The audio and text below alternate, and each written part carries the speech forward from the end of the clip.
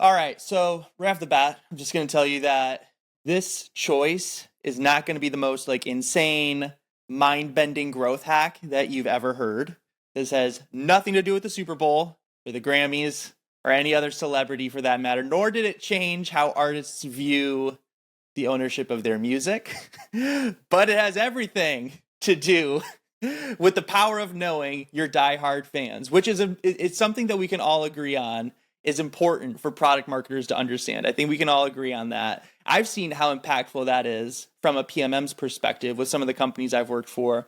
But I've also seen how effective it is, just like personally as a fan, of a bunch of different acts. And so let me just give you a couple of examples of how this has worked for me personally. Okay, so the first mega fan base that I'm in is for a band called Between the Buried and Me. Either of you ever heard of them? Yeah. No, I'd be surprised if a lot of people haven't. They're a technical death metal band. They don't have a ton of mainstream success, you could say, but they still profit off of their tours by leaning on their mega fans like me.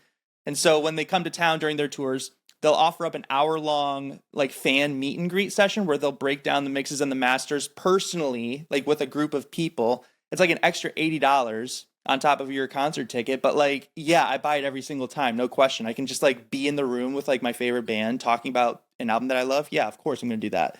Another example, one of my favorite bands of all time is Guns N' Roses, and when they were writing what would become their Use Your Illusion albums, they thought that they're just going to do a double album, like one album, just like really big. And they knew, though, that if they were to release that, the record stores would just store it in a protective case because, they're going to be more expensive and people, like, they could shoplift it and it'd just be that much more of a loss. And that they didn't want that. Guns N' Roses didn't want that because they knew that it was really important for people to be able to feel, like, the albums and, like, just, like, easily purchase it. If you like put in that extra layer, like protecting the album or whatever, you would probably sell a little less. And so they ended up releasing two albums, Use Your Illusion 1 and Use Your Illusion 2. It would end up costing more, but they knew that it wouldn't be an issue for their fans because they were hungry for new material at the time. And they were right. And both albums ended up being the first to be in number 1 and 2 on the Billboard charts, respectively, from one band at one time. And so anyway, back to Taylor Swift. She's done a bunch of stuff for her diehard fans. And this is, again, like why I'm like tying back, like why it's so important and why I think this is so cool. And like the thing that I think was probably one of the most profitable things that she ever did was releasing the 4 variants of her album Midnights. So for those that don't know, Midnights it is an album that she released in 2022. And it was her 10th studio album. And like I mentioned, in addition to this album being released on Spotify and Apple Music to stream, she also released 4 physical album variants that came in different colors. And so it came in Moonstone Blue Edition, Jade Green Edition, Blood Moon Edition, and Mahogany Edition. And so each version includes the same 13 songs on the standard album, which I think Moonstone Blue is like the standard. But then they each had 4 unique front and back cover arts, unique CD disc artwork, and then she partnered with Target to release another version of the album called the Lavender Edition, which included 3 bonus tracks that weren't on the other albums. Now, all right, so me, average Taylor Swift fan, if I hear this, I'm going to go like, okay, got it. So I'm just going to pick like the album that has like the coolest album art and I'm going to call it a day. But if you ask a Swiftie, like what they're going to do, they'll be like, oh, okay, I have 5 albums that I need to buy, not just one, right? And so, and indeed, that is what happened, right? So this Midnights was the best-selling album of 2022 and the second best-selling album of 2023. And I believe it was partially due to the fact that her mega fans purchased multiple versions of the same album. And it must have been successful because she even did the same play with her new album, like Tamara mentioned, Tortured Poets Department. And so in either case, like I mentioned, this was not like the craziest release ever. This was very, very simple, and it just 100% spoke to the people that she knew would show up for her, which were her Swifties. And so I thought it was a genius move. Very simple, but in either case, that's what I got for you. That's awesome. Well, Okay, so I thought I remember that you were going to do that, which was why I touched on it gently in mind, but I actually think there's something interesting we could discuss here. Because I think some of the, I hear two sides, so also controversial. Some fans are like, this is amazing. I want to collect them all. They're collection items. But then other people are saying Taylor Swift is just trying to gouge her fans, right? And make more money. But I don't think that's the case. And so I think that maybe this is an interesting conversation for us around the concept of like pricing at product launch and the idea of like an add-on, right? Because I think what I'm hearing you say, Andy, is that like you're viewing this as value adds, right? And yes, as a way for Taylor to monetize it. So it's like, it's good business sense for her.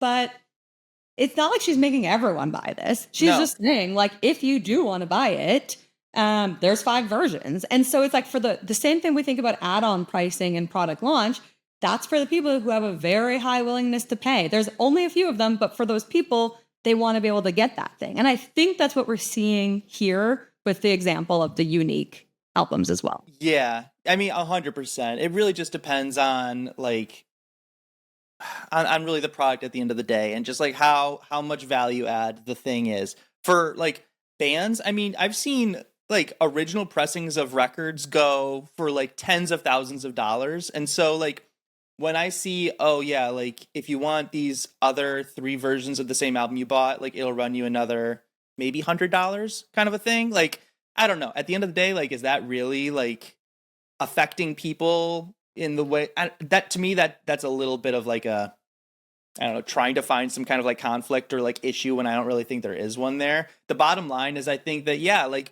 you're offering something extra to the people who claim to be like the biggest fans and want to get that extra stuff. And so I don't know. For me, I don't think that that's something that's crazy, like would be super expensive. I have seen like other meet and greets, like with artists where it's like it runs you thousands of dollars just to like get like a high five from the guy or gal and like an autograph or whatever. I think that might be a little like iffy. This one personally, nah, I don't think that's an issue. Yeah, that's an interesting point. So then what was the big difference between the albums again? So I know the Target one, they got 3 new songs. Did every album they get new songs, or was it mostly... I didn't see that they got new songs, but yeah, it was like different cover art, different like CD, like the CD artwork as well. And I think like the inside like booklet might have been a little bit different as well. By and large, it wasn't like crazy different. If you put them all together afterwards, like if you got like all 4, then it also like was a pretty cool, like maybe you would like want to hang it up and it could be like artwork or something like that. Yeah, that's interesting. So it had that angle too. It's cool to think about that thought, like what the thinking process around that pricing must have been, because if you looked across all the different ones, the different add-on you got was like new cover art. So could she release the album and then release like 5 different pieces of cover art and charged for those? And then they probably would have been like, well, you can't charge that much for cover art, but you can charge an album. And we know how much people pay for an album. So then it's like 5 albums, even though the only difference is cover art. It's just like an interesting thought around like pricing and packaging and like what people associate with like a type of product and how much you typically pay for it. Yeah, I don't know. Just, yeah.